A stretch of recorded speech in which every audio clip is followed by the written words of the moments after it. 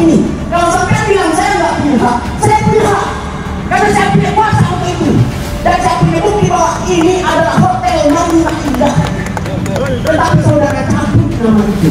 Karena saudara bisa menguasai meskipun bukan pemiliknya. Makanya saya tanya, pemilik ini siapa? Ada penetapan pengadilannya enggak? Kalau tidak ada putusan pejabat enggak? Bahwa ini memang legal tempat ini.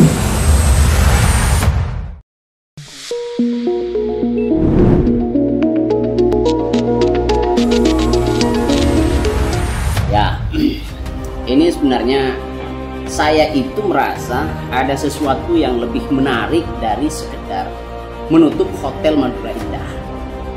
Gitu. Kenapa menarik? Karena kemarin itu kan cara rakyat kita kan, yang kita lakukan itu cara rakyat. Pertanyaannya, kenapa harus dengan cara rakyat? Makanya, kenapa saya mengambil langkah cara rakyat? Ini yang mestinya menjadi pertanyaan kan gitu. Karena Pak Muhsin ini sebelum bertemu dengan saya sudah berhubungan dengan banyak sekali penegak hukum, baik pengacara, kepolisian, pengadilan kan gitu. Dan seluruh saluran hukum sudah dilalui, baik gugatan ke pengadilan, baik laporan pidana, baik melalui pengadilan agama gitu. Semuanya pupus. Gitu loh. Pertanyaannya, yang gugatan ke pengadilan negeri kenapa pupus? Perkara ini kan jalan, tetapi celakanya sebelum perkara ini diputus, ya, ternyata klien saya Pak Muhsin ini dipanggil melalui panitera pengganti begitu, memanggil bersama Biangi, Bapak Kiri, memanggil klien saya supaya datang ke rumah ketua majelisnya, ketua majelis hakim.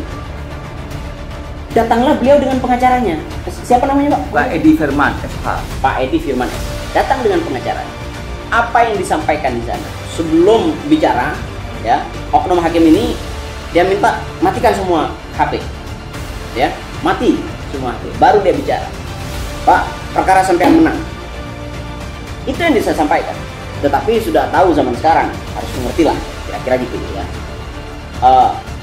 Kalau ada uang 250 juta, saya bantu. Intinya begitu. Karena nggak punya duit, beliau nawar lagi turun ke 200. Beliau nggak punya duit, turun lagi ke 150. Ya kan? Ini karena memang beliau memang nggak punya duit, begitu kan? Dan kalaupun punya duit, bahasa beliau, barokah hidupnya dari mana gitu? Menurut beliau begitu ke saya, gitu kan? Yang nggak dipenuhi permintaan itu. Gitu. Akhirnya setelah tidak dipenuhi, perkaranya disalahkan NO gitu ya, dengan dalil plurium litis consortium, kurang pihak ya, itu intinya. Tetapi kalau dalam perspektif kami, karena ada penetapan pengadilan sebelumnya berkaitan dengan siapa saja ahli waris, bagi kami ya, ahli waris yang diakui negara sudah ada penetapan pengadilan dan itu sudah memiliki kekuatan hukum. Tapi saya nggak tahu itu urusan oknum hakim yang meminta uang dia kan, itu salah satu.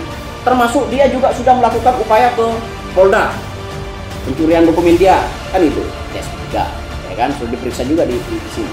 Jadi panjang melalui pengadilan agama Jember, ya kan, untuk supaya bisa masuk dalam perkara ya, Pak. Ya. Karena disita objek di sini gitu ya. Ya, disita. Nah, karena kewenangan untuk itu kewenangan pengadilan agama Pamekasan sehingga ditolak kan gitu kan? Ya, kompetensi absolut. Gitu. Itu bukan dilimpahkan, Pak. Kalau beliau ditolak namanya. Ditolak. Di sana tidak punya kompetensi, gitu loh. Ya, tetapi kan gugatan dari ahli waris itu diajukannya di sana di Pengadilan Agama Jember. Jalan, sudah ada putusannya. Tapi alhamdulillah di Pengadilan Tinggi di NU juga mereka kan gitu. Itu intinya gitu. Jadi semua saluran hukum sudah beliau perjuangkan. Tetapi karena faktor uang itulah seolah-olah Bapak ini tidak punya hak terhadap hartanya sendiri. Gitu. Jadi saya menyimpulkan bahwa harta ini dikuasai dengan cara preman, ya, bahasa saya begitu, dengan cara preman oleh pihak-pihak yang sekarang menguasai dengan data, dengan alat bukti PJB. Itu intinya, PJB. Yang PJB itu kalau disandingkan dengan penetapan pengadilan, tentu lebih kuat penetapan pengadilan, kan gitu. Yang kami pegang salah satunya adalah penetapan pengadilan. Ya. Jadi silakan mereka itu dengan menggunakan produk pejabat tata usaha negara, dia bilang PJP ini memiliki kekuatan hukum. Loh, kami juga punya penetapan pengadilan. Dan kami juga punya putusan pejabat tata usaha negara, yaitu notaris. Kan itu. Sama-sama memiliki kekuatan. Ini sebenarnya adalah perselisihan perdata, perselisihan kepemilikan. Dan kami merasa jauh memiliki kekuatan hukum. Tetapi karena beliau lemah, hanya sendirian, luar biasa, nambah kelompok, banyak, punya jaringan, ya kan? Apalagi tadi disebut misalnya, datangnya pihak yang menguasai hotel itu ke sini bukan untuk mediasi, tapi untuk melapor. Ada titipan, ya kan? Bahasanya kan ada titipan dari Irjen siapa namanya? Muhammad Iqbal. Ada titipan dari Irjen Muhammad Iqbal untuk menemui Kapolres Pamekasan. Pasti ditemui kan, bahasanya gitu. Dia mau menemui tadi kan Kapolres, ya untung aja Pak Kapolres nggak ada kan gitu, diarahkan untuk sini kan gitu. Jadi dia mau menggunakan power jejaring di internal kepolisian begitu, seolah-olah dia mau menekan kita itu untuk menurunkan tensi perjuangan kan itu. Bagi saya, ya silahkan gunakan langkah itu, sah-sah saja. Dan kami akan menjalani apa yang harus kami hadapi, kan kira-kira gitu. Yang masuk rumahnya oknum hakim ini yang mengadili perkara saya.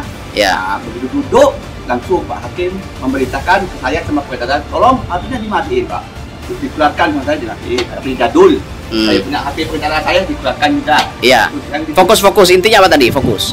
Yang di dalam tasnya itu juga tolong diambil sama pengacara saya itu harus mati semua. Nanti Pak Bro ini Pak Musin, Pak Ano.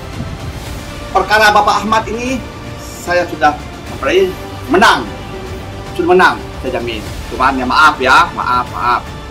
Sampean siapkan uang 250 juta. Tidak punya, mana dapat 250 juta?